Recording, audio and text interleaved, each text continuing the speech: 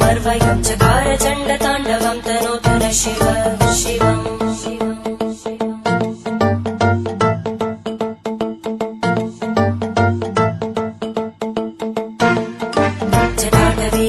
जलप्रवाहपावितस्थले घरेवलम्ब्य लम्बिताम्बुजङ्गतुङ्गमालिकां ढमड्ढमड्ढमड्ढमन्निनादमड्ढमर्वयं चकार चण्डताण्डवं तनोतु न शिव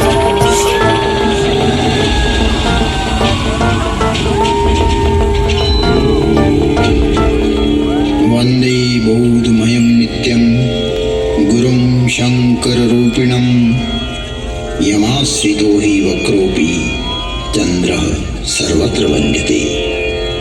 भवानी शङ्करौ वन्दे श्रद्धा विश्वासरूपिणौ याभ्यां विना न पश्यन्ति सिद्धः स्वान्तः स्थमीश्वरौ। त्वं त्रिभुवन गुरुवेद बखाना आन जीव पावर का जाना विश्वनाथ ममनाथ पुरारी त्रिभुवन महिमा विदित तुम्हारी विदित तुम्हारी विदित तुम्हारी।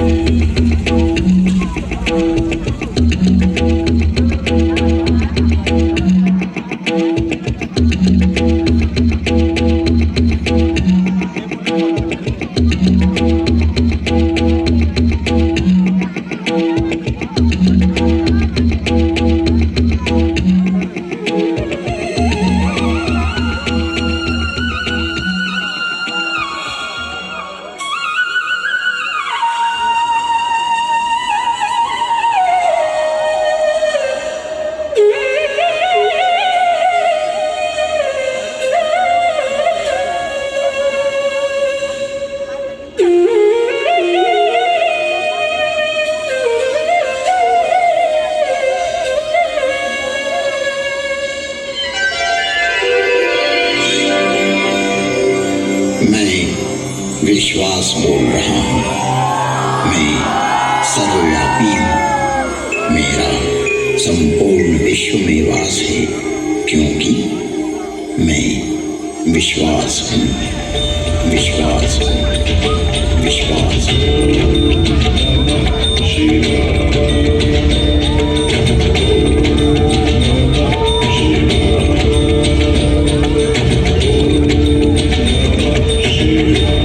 इस अंतहीन ब्रह्मांड में प्रचंड प्रलय करता एवं प्रलय नियंत्रक मैं ही हूँ। मेरा विज्ञान रूपी विधाता एवं विष्णु इतना विकसित विस्तृत और व्यापक है जो कि जीव मात्र की क्रिया प्रतिक्रिया विचार सुविचार कर्म सुकर्म तथा जन्म जन्मांतरों की सारी चेष्टाएं इस प्रकाश पुंज में संरक्षित रखता है और फल सुफल का प्रतिफल यहीं से प्रादुर्भूत होकर परिणाम में परिवर्तित होता रहता है। मेरी इस संरचना में से किसी का कोई भी किया हुआ कर्म मिटाया नहीं जा सकता। जन्म हेतु सब कह पितु माता कर्म शुभा शुभ देई विधाता। जन्म का कारण तो माता पिता ही होते हैं लेकिन शुभ और अशुभ कर्मों का फल तो विधाता रूपी विज्ञान ही देता है। यही है उद्भव पालन एवं विलय की प्रक्रिया। इस ब्रह्मांड का संचालन मेरा ज्योति स्वरूप लिंग स्वतः ही संचालित करता रहता है। यहाँ एक स्पष्टता आवश्यक है कि पुरुष नपुंसक नारी वा जीव चराचर कोई सर्वभाव भज कपट तजी मोहि परम प्रिय सोई।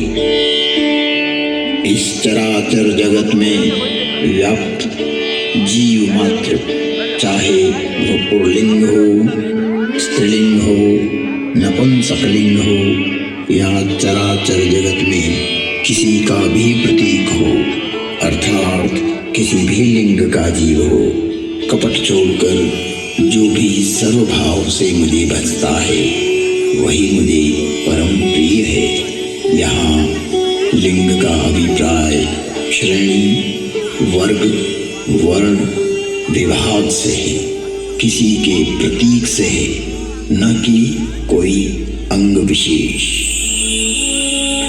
त्रिजगदोनि पुनिधरि शरीरा त्रियर्क योनिया जलचर, थलचर, नभचर जैसे पशु, पक्षी, कीट, ब्रह्म, मीन आदि आदि योनियों में प्राणी देह धारण करता है। जैसा कि हमारे यहाँ 84 लाख योनियों का वर्णन मिलता है। स्पष्ट है कि योनि अर्थात जीव का एक प्रकार। जगत में शिवलिंग एवं योनि को अंग विशेष के रूप में प्रचारित करना सनातन धर्म को प्रदूषित करने की कुचेष्टा है।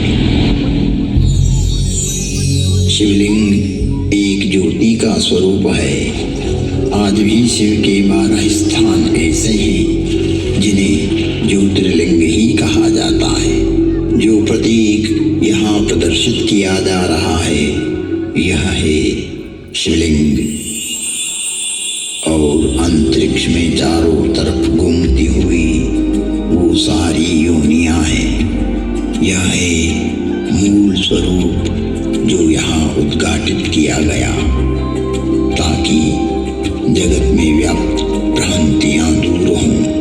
शिव में विश्वास, उनकी व्यापकता एवं विराटता ही शिव के प्रकाश पुंज की संज्ञा है। अर्थात शिवलिंग शिव की पहचान का द्योतक है, एक चिन्ह है, एक प्रतीक है। ये है शिव द्वार में प्रवेश करने का प्रथम अक्षर। शिव है द्वार, एक भीतरी प्रवेश के लिए यह है प्रतीक। इस स्पष्टता के उपरांत भी भ्रामक अर्थ प्रचारित करना उचित नहीं है।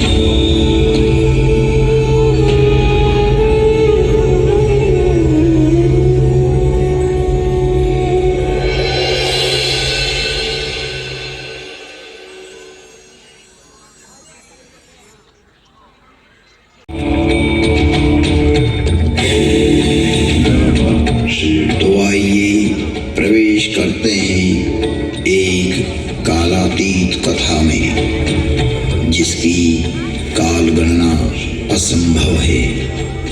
घटना युगों पहले की है कि जब अनेक अंतरिक्षों में अनेक ग्रहों पर उद्भव, पालन और संहार हो रहा था। अर्थात कई सारी सृष्टियों का प्रादुर्भाव और विलय हो रहा था। कई वहाँ की सभ्यताएं विकसित हो रही थी तो कोई नष्ट हो रही थी। और वर्तमान में भी यही क्रम अनंत कालों से चल रहा है और अनंत कल्प कल्पांतरों तक चलता ही रहेगा। यह अंतहीन क्रम है, परंतु यह घटना इस पृथ्वी नामक ग्रह की है कि जब यहाँ सब कुछ निशब्द था, समस्त पृथ्वी जल आप्लावित थी, तभी भगवान विष्णु ने वराह रूप धारण कर पृथ्वी के कुछ भाग को जल से बाहर निकाला, जिससे कालांतर में इस पृथ्वी पर जीव पनपने लगा। और एक बड़ी काल गणना के बाद यहाँ मानव पैदा हुआ, किंतु उसे किसी प्रकार का बोध नहीं था, किसी भी प्रकार की अभिव्यक्ति की समझ नहीं थी। ना तो उस समय शब्द था, ना कोई वर्णाक्षर। चराचर जीव जगत अपने अपने समूह में एक मूक दृष्टि से एक दूसरे को निहारते थे, लेकिन कुछ भी अभिव्यक्ति नहीं कर सकते थे। चारों तरफ इस पृथ्वी पर सन्नाटा ही सन्नाटा था। प्राकृतिक स्वरों ध्वनियों के अतिरिक्त यह पृथ्वी निशब्द थी। ऐसे कई युग बीत गए कि अचानक ब्रह्मा को विचार आया कि पृथ्वी का निर्माण हो चुका है। विष्णु ने अपनी व्यवस्था भी व्यापित कर दी है, लेकिन शब्द की उत्पत्ति कौन करेगा?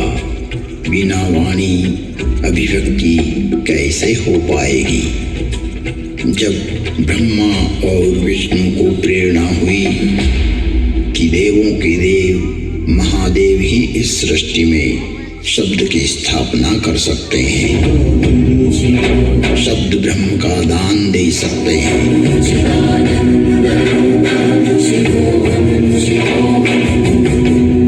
परंतु शिव का समय अधिकतर समाधि में ही व्यतीत होता था। जगत में वेद की स्थापना के लिए, मनुष्यों में प्राणियों में सत्य, प्रेम और करुणा की भावना प्रकट करने के लिए, शब्द को देह देने के लिए महादेव को समाधि से जगाना अति आवश्यक है। जब ब्रह्मा विष्णु और सारे देवताओं ने महर्षि पाणिनि को प्रेरणा की कि वो महादेव को प्रसन्न कर जगत में शब्द प्रकट करने की प्रार्थना करें,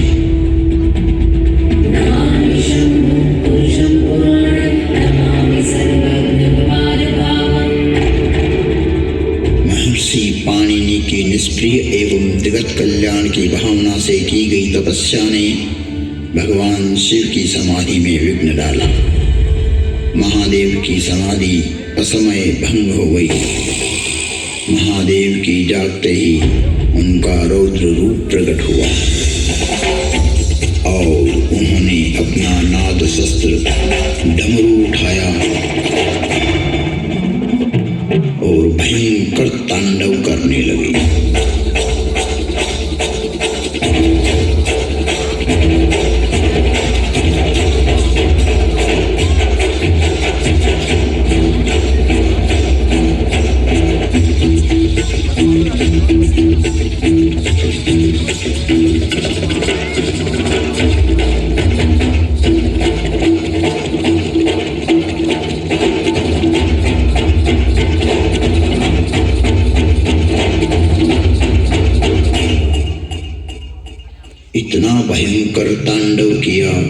इतना भयंकर तांडव किया कि पृथ्वी हिलने लगी, आकाश में बिजलियां कौंधने लगी। पृथ्वी को हिलते देख ब्रह्मा ने सोचा, कहीं प्रलय की वेला तो नहीं आ गई। चारों तरफ समुद्र में उफान आ रहा था। हवाएं चक्रवात का रूप लेकर आकाश की ओर बढ़ रही थी। पूरी पृथ्वी अपनी दूरी पर ऐसे डोलने लगी मानो पृथ्वी समुद्र पर तैर रही हो। तब महादेव ने अपना डमरू बजाया और असमय समाधि में हुए विघ्न के कारण भयंकर तांडव करते हुए मानो अपने इस नाद से संसार को बधिर कर देंगे,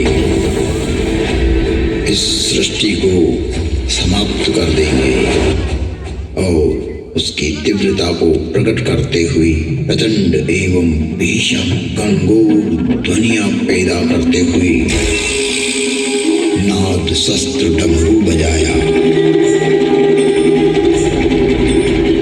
उग्र एवं महिमामय भयंकर डमरू नाद किया, जिससे प्राणी मात्र की श्रवण इंद्रियां लुप्त हो गई। नाद इतना भयावह था कि प्राणी मात्र के कर्ण भेद हो गए।